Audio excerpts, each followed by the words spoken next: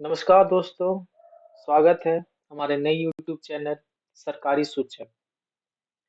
इस चैनल के माध्यम से हम आपको गवर्नमेंट सर्विस, प्राइवेट जॉब या फिर कोई भी इंटर्नशिप इस चैनल के माध्यम से प्रोवाइड कराऊंगा।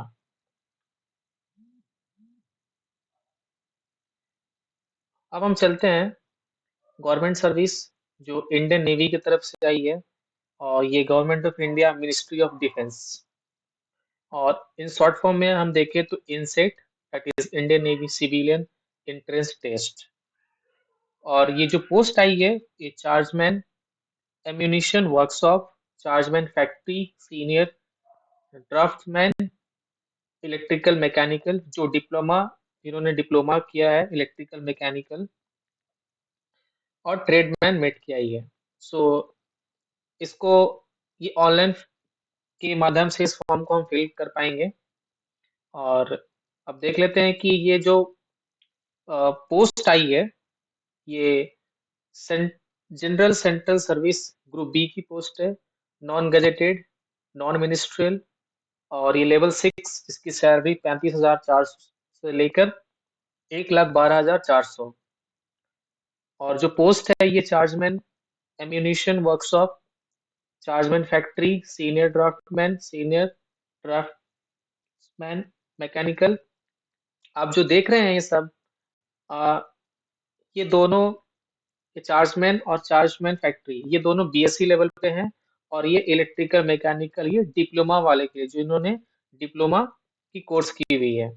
और कैटेगरी वाइज देख ले तो जनरल की 12, एससी की 3, एसटी की 2, ओबीसी के 4 और ईडब्ल्यूएस के 1, टोटल 22 चार्जमैन की। और इनकी हम टोटल निकाले तो टोटल 300 पोस्ट होंगे। यहाँ से 50, यहाँ से 50, और यहाँ से अगर ओवरऑल देखा जाए तो 610, टोटल 910 वैकेंसी आई हुई है। और इस ग्रुप सी में देखें तो इसकी लेवल 1 सैलरी अगर देखा जाए तो 18,000 से लेके 56,900 तक रहेगी। और अलग अलग commands, eastern naval command, western naval command और साउदर्न नेवल कमांड। तो ओवरऑल इसमें भी अगर देखा जाए तो हर कैटेगरी की अलग अलग वैकेंसी है, वो आप देख लीजिएगा। और ये पर्सन विथ बेंचमार्क डिसेबिलिटीज जो इस कैटेगरी में बिलोंग करते हैं ऐसे कैंडिडेट तो उनके लिए है। सो आप देख लीजिएगा आप किसमें लाई करते हैं। और अब हम नेक्स्ट बात करेंगे रिजर्वेशन की कि हर सेक्शन में देखा जाए जो पोस्ट है वैकेंसी, एसटी की अलग है, एसटी की अलग है, ओबीसी की अलग है, ईडब्ल्यूएस के अलग अलग कैटेगरीज है। अब हम बात कर लेते हैं एज लिमिट की। सो जो चार्जमैन की एम्यूनिशन वर्कशॉप है और चार्जमैन फैक्ट्री, इन दोनों जो पोस्ट हैं उनकी एज लिमिट जिस कैंडिडेट की 18 से 25 वर्ष के बीच में होगी वो कैंडिडेट्स इस कैटेगरी में मतलब आ सकते हैं। और जिन्होंने डिप्लोमा किया है इलेक्ट्रिकल मैकेनिकल कंस्ट्रक्शन कार्टोग्राफिक और आर्मामेंट से तो वो कैंडिडेट्स 18 से 27 वर्ष के बीच में रहेंगे तो ये फॉर्म इसके लिए एप्लीकेबल है। ट्रेडमेंट मेट की देखें तो एज लिमिट 18 से 25। अब बात कर लेते हैं कि जो अलग अलग डिफरेंट पोस्ट हैं, अलग अलग पोस्ट की क्या क्या क्वालिफिकेशंस कंपलसरी है। ऐसे कैंडिडेट जिन्होंने बैचलर ऑफ साइंस में फिजिक्स या फिर केमिस्ट्री या फिर मैथमेटिक्स, मतलब bachelors of science, science background से उन्होंने तीनों में से किसी एक सब्जेक्ट से अगर बैचलर्स पास आउट किया है किसी भी रिकॉग्नाइज्ड यूनिवर्सिटी से या फिर इंस्टीट्यूशन से तो वो कैंडिडेट्स इस पोस्ट के लिए एप्लीकेबल है।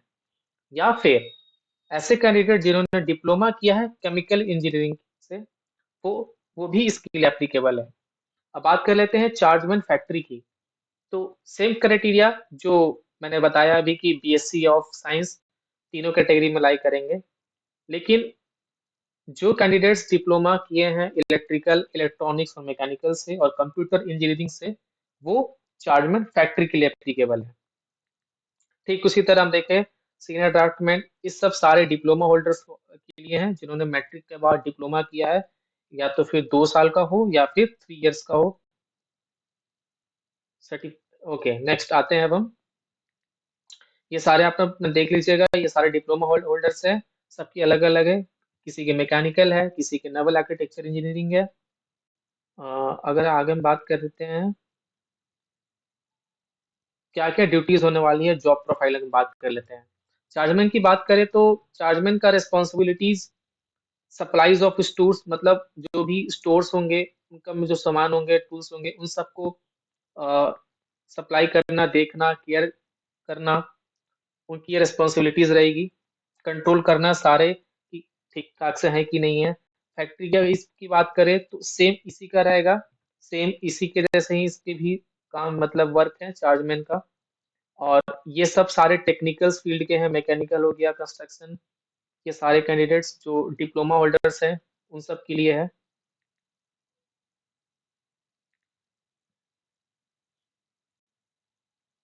अब बात कर लेते हैं कि एज रिलैक्सेशन।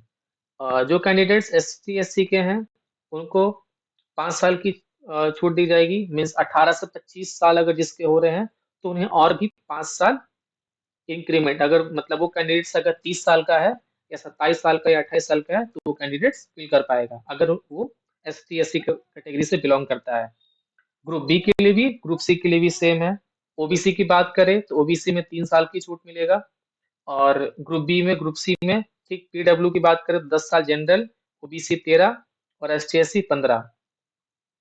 और यहाँ एक्स सर्विसमैन जो ऑलरेडी 3 साल जॉब कर चुके हैं तो उनके लिए भी ये छूट है। और मेरिटोरियस स्पोर्ट्समैन जो स्पोर्ट्स में डिस्ट्रिक्ट लेवल या नेशनल लेवल खेले हुए हैं तो उनके लिए भी छूट दी गई है। और जो डिपार्टमेंटल ऑलरेडी सर्व कर रहे हैं इंडियन नेवी में और इस पोस्ट को भरना चाहते हैं तो वो 5 इयर्स उनके लिए भी कंसेशन दी गई है, दोनों पोस्ट के लिए, ग्रुप बी के लिए भी और ग्रुप सी के भी लिए। अब देख लेते हैं कि एग्जामिनेशन फी कौन कौन कैंडिडेट्स के लिए फीस नहीं लगेगी। S C S T, P W D और एक्स सर्विसमैन और वुमेन के लिए कोई फीस नहीं लगेगा फॉर्म भरने के लिए। लेकिन जो कैंडिडेट्स जनरल से बिलोंग करते हैं, ईडब्ल्यू से हैं या फिर ओबीसी से हैं तो उनके लिए फीस 295 रुपीज उनको भुगतान करना पड़ेगा ऑनलाइन के थ्रू। एग्जाम सिटीज की बात कर लेते हैं तो 3 चॉइस आपको दी जाएगी आपके स्टेट के आपके शहर के अकॉर्डिंग, जो आपको लगे आप अपना अकॉर्डिंग फॉल फिल कर लीजिएगा। और अब बात कर लेते हैं कि मोड ऑफ सिलेक्शन कैसे होगी। अगर आप फॉर्म फिलअप कर लेते हैं, फॉर्म फिलअप करने के बाद इंडियन नेवी की तरफ से उस फॉर्म को शॉर्ट लिस्टेड किया जाएगा, स्क्रीनिंग किया जाएगा।